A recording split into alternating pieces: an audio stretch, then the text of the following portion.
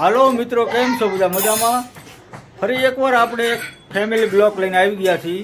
આપણે 3 છોકરાની ફરમાઈશ ઉપર સિંગપાક અને તલપાક બનાવવામાં આવે છે, તો આપ સૌને દેખાડું. ત્રણેયની ફરમાઈશ ઉપર આપણે આજે આ બનાવવાનું છે રેસીપી સિંગપાક અને તલપાક. અમારા એહસાન અલી બાપુ, ફાતિમાબેન અને અમારા નફીસાબેન. મિત્રો આવી બધી મહેનત થતી હોય. સિંગ શેકાઈ ગઈ છે કમ્પ્લેટ અને તલ પણ કમ્પ્લેટ શેકાઈ ગયા છે, બરોબર.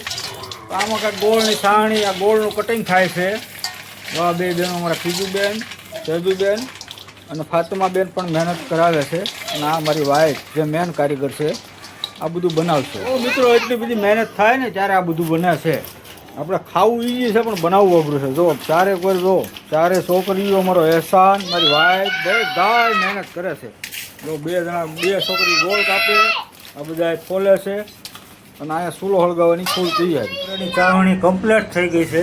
હવે આમાં મમરા એડ કરવામાં આવશે. જોઈ શકો છો, આ મમરાના લાડવા કમ્પ્લીટ થઈ જાય. ચાવણી કમ્પ્લીટ થઈ ગઈ છે મમરાની. હવે આમાં મમરા એડ કરવામાં આવે છે.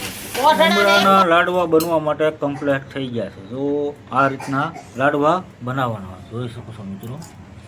આ મમરાનું કામ હવે કમ્પ્લીટ. પાણી કમ્પ્લીટ આવી ગઈ છે. હવે જો તલ એડ થઈ રહ્યા છે. આ તલપાક બનવા જઈ રહ્યો છે કમ્પ્લીટ મિત્રો. જો ચાણી હવે સિંગ એડ કરી રહ્યા છીએ. એટલે આ સિંગ પાક કમ્પ્લીટ બની જશે. પછી તમને દેખાડું. તું બનીને હવે પરફેક્ટ કમ્પ્લીટ થઈ ગઈ છે. આ મમરાના લાડવા